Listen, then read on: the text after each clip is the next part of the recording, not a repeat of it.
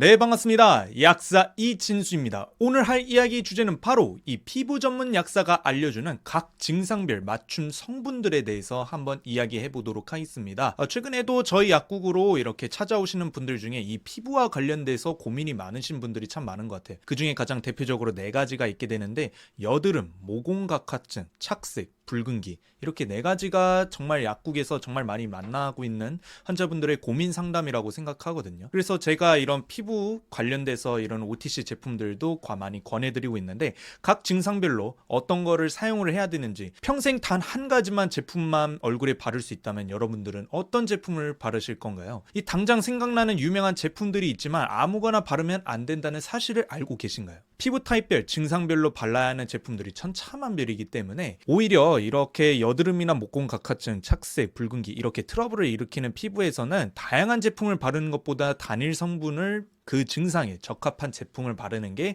피부 개선 측면에서 훨씬 중요하거든요. 오늘 그 이야기를 해보도록 하겠습니다. 바로 들어갈게요. Let's get it. 첫 번째로 가장 흔하게 발생하는 피부 질환입니다. 바로 여드름성 피부입니다. 이 여드름이라는 거 정말로 많은 사람들이 고민을 하고 있고, 성인이 되고 나서도 이 여드름 때문에 고생하시는 분들이 참 많거든요. 이 여드름은 피지선의 과도한 활동과 모공의 막힘으로 인해 발생하는 피부 질환입니다. 그래서 주로 얼굴, 등, 가슴에 유발을 많이 하고요. 통증과 흉터를 유발하기 때문에 이 피부 미용 쪽으로도 가장 원인이 되는 질환 중에 하나라고 보시면 될 것 같습니다. 그런데 이런 여드름이 청소년기뿐만 아니라 성인기, 우리가 성인이 된 이후에도 여드름으로 고생하시는 분들이 진짜 많거든요. 그래서 적절한 관리가 필요합니다. 그래서 첫 번째로는 이 여드름에 가장 적합한 성분이라고 한다면 바로 이 티트리 오일이 될 수가 있습니다. 사실 이 티트리 오일이라는 게 약국에서 판다라고 한다면 이런 후시데이 겔 중에 티트리 오일 성분이 들어간 제품들이 있기도 하거든요. 이 티트리 오일이라는 것은 어떤 거냐면은 이 호주의 원산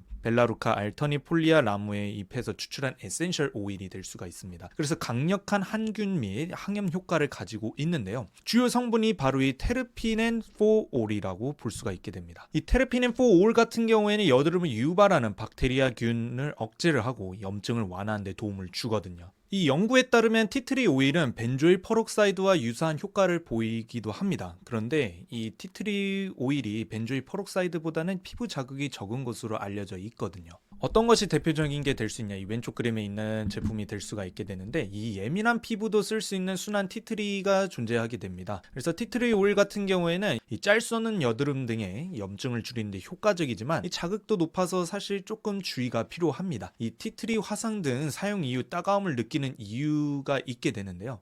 흔히들 이런 티트리 오일을 사용을 했는데 좀 따갑다라고 이렇게 불편감을 주시는 분들이 있게 되는데, 그렇게 따가움을 느끼는 경우에는 티트리의 함량이 너무 높거나 보호해줄 성분이 함유된 것을 바르지 않기 때문일 가능성이 높습니다. 이 티트리 오일에는 자극을 줄여주는 해바라기씨 오일 등 아기궁둥이에도 쓸 수 있는 성분이 같이 들어있어서 성분적으로도 시너지 효과가 좋습니다. 보통 쿨링 원료나 자극적인 성분이 포함된 경우가 많아서 티트리 오일 화상 등 조심이 필요한 성분이 될 수가 있거든요. 이 면봉에 발라서 트러블 주위에 찍어서 발라주거나 아니면 화장솜 등에 묻혀서 올려놓는 방법들도 있으니까요. 이 피부 타입과 자극 상태에 맞는 적합한 성분의 티트리를 써보시는 것을 저는 권해드립니다. 두 번째는 바로 각질성 피부가 될 수가 있습니다. 그래서 왼쪽의 그림에서 보이는 것처럼 얼굴에 각질이 일어나는 경우도 있게 되는데요. 얼굴에 과도한 각질은 피부를 거칠게 만들어주고 모공을 막아줄 수 있기 때문에 이 트러블이나 요철을 발생시키기도 하고요. 전반적으로 얼굴의 톤을 어둡게 만들어주기도 합니다. 이 몸에는 이런 각질의 쌓임으로 모공 각화증이나 착색 등을 유발할 수도 있습니다. 이게 심해지면은 자가 면역 질환으로 인해서 건선으로도 진화할 수가 있게 되거든요. 그렇게 해서 이 각질을 자극을 많이 주게 된다면은 피부층이 망가져서 오히려 과한 각질을 만들어 줄 수가 있고, 외부 자극으로부터 피부를 보호하지 못해서 홍조나 모낭염의 원인이 될 수도 있습니다.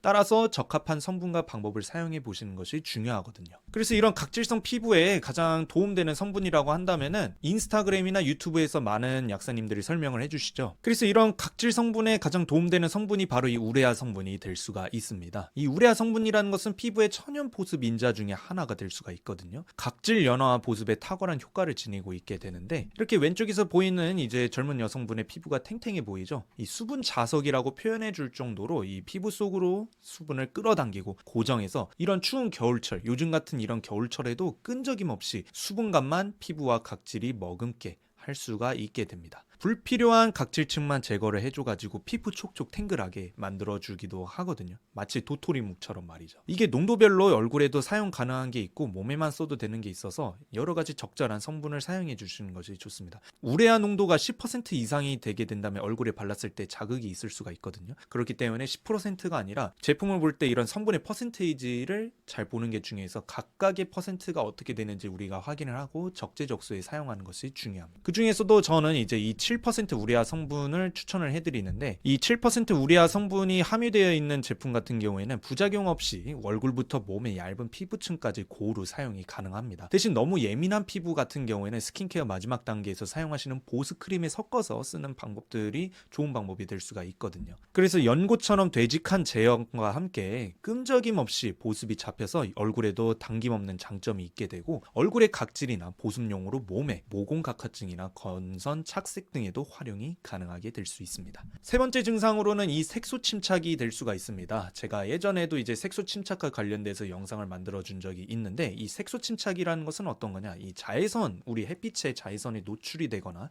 아니면 외부 자극, 이런 조명 같은 자극에 의해서도 피부 조직 내 멜라닌 색소가 과도하게 축적이 될 수가 있거든요. 피부 일부가 다른 부위에 비해 더 어두운 색을 띠거나 갈색 반점으로 나타나게 될 수가 있게 되거든요. 그래서 우리는 이런 얇은 멜라닌 억제제로 제가 예전에 이야기했던 것처럼 이런 멜라토닌이 가장 중요한 성분이 될 수가 있게 됩니다. 사실 이 멜라토닌이라고 한다면은 뭐 흔히 어떤 사람들은 수면 유도 호르몬으로 알려져 있다라고 하겠지만, 이 최근에는 그 항산화 특성과 피부 개선 효과로 인해서 화장품 성분으로도 주목을 많이 받고 있습니다. 이 멜라닌 색성을 억제하고 자외선 등 외부 요인으로 인한 피부 손상을 예방시켜서 이 과도한 색소 침착을 완화하는 데 도움을 주거든요. 그래서 왼쪽 제품처럼 이런 얇은 멜라닌 억제제, 색소 침착을 없애줄 수 있는 성분이 바로 이 멜라토닌 크림이 될 수가 있게 되는데, 이 멜라토닌은 주로 밤에 분비되는 호르몬이기 때문에 이 저녁 시간에 사용하는 것이 이 피부의 자연스러운 생체 리듬과 함께 일치해서 효과를 더 높일 수가 있게 됩니다. 그래서 자외선 차단제와 함께 사용한다면 햇빛으로 인한 색소 침착을 확실하게 억제해 줄 수가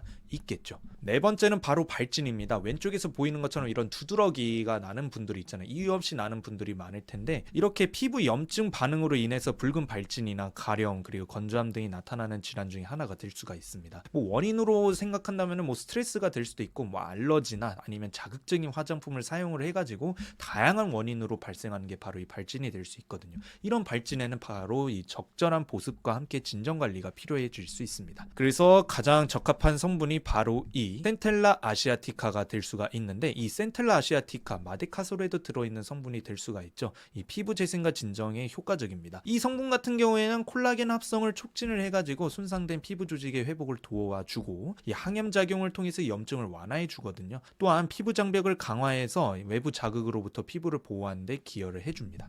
뭐 대표적인 제품으로 제가 왼쪽에서 이런 마데카솔 분말을 가져와 오게 됐는데, 뭐 워낙 올해 초부터 유명했죠. 뭐 마데카솔 겔이나 마데카솔 분말, 이런 것들이 모두 이 마데카솔 사이드, 센텔라 아시아티카 성분 중에 성분들이 많이 포함되어 있는데, 이 제품 같은 경우에는 이 미세한 상처들이 회복되면서 붉은기 등이 진정이 될 수가 있게 됩니다. 그래서 연고 같은 경우, 마데카솔 케어 같은 경우에는 항생제가 있게 되지만, 이 분말에는 단일 성분으로 마데카솔 사이드가 포함이 되어 있거든요. 이 센텔라 아시아티카 자체 성분이 가루형에 많이 들어있어서 시술 이후 피부 자극도가 높을 때 이 분말을 톡톡톡 뿌려주는 것을 많이 권해드리고 있습니다. 그래서 오늘 이야기를 마무리해 주자면은, 각 피부 증상별로 아무 연고 쓰지 말고 다양한 연고를 많이 쓰는 것보다는 어떤 연고를 적재적소 제대로 쓰느냐가 제일 중요해질 수 있거든요. 그래서 아무 연고 쓰지 말고 제대로 알고 쓰는 것을 저는 권해드리면서 이번 영상을 마무리하도록 하겠습니다. 구독과 좋아요, 알림 설정까지 같이 해주신다면 제가 영상을 만드는 데 있어서 정말로 크나큰 힘이 될 수 있을 것 같습니다. 저는 다음 영상에서 찾아뵙도록 할게요. 안녕.